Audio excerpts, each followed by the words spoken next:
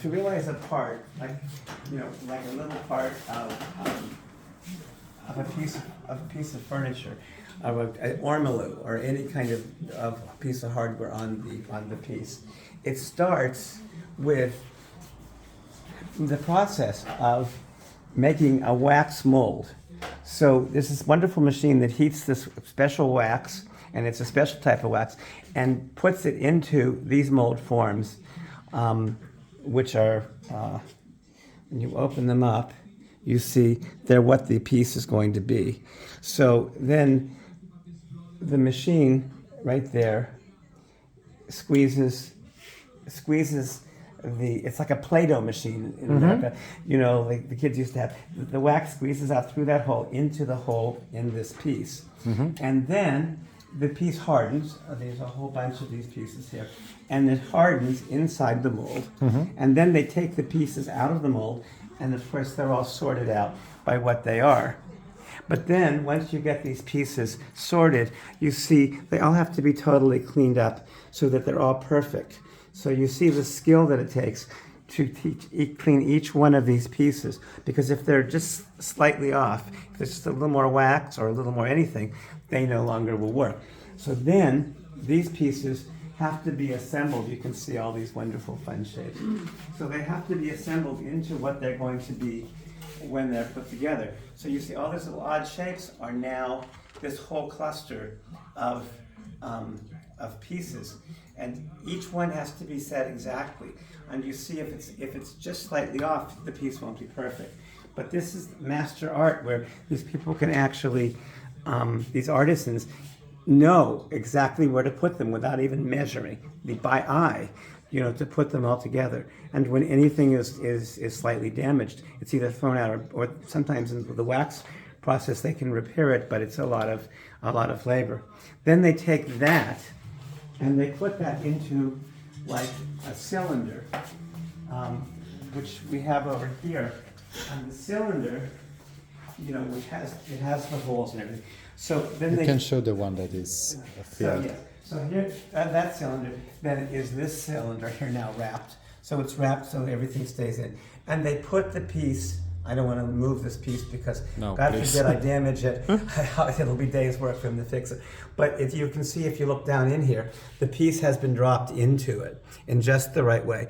And then he takes a hot gesso, a hot chalky gesso, which will harden into a very, very hard form, and pours it in. But while he's pouring it in, like they have to drain the air and everything out of the bottom of it, so that it actually, there's no air gaps. Then they take this and they put this into this first oven over here. And in this first oven, again, it's heating this wax out. So there's a drain at the bottom of the cylinder, and all of the wax goes out and it dries out inside. Then they have to take that, because the gesso still needs to be hotter, and they put it into a second oven at a higher temperature, and they bake the gesso so that it's really, really, really hard at the end. And they can take the heat, because then they're going to pour the liquid metal into it. So it has to be a very, very, very hard gesso. I didn't even know gesso could ever get that hard. And then you take and you find that here they actually take the raw metals, and every one of these forgeries has their own consistency, their own chemicals, their own mixtures of the metals, so they're not equal one to another. And then they melt them in this oven here, so it's liquid form. And then they pour that liquid form into the actual finished mold in here, so that in fact it then, and again, as they're pouring it in here, they again have to draw the air out of the bottom, because again, any inconsistency will then ruin the piece. But then when it comes out, the whole mold has to be gone over to make sure there's no damage in the piece, because, and may need a little bit of shaping and work to get it right. But if it's not right enough, it has to be thrown away after all of that process of work and started over.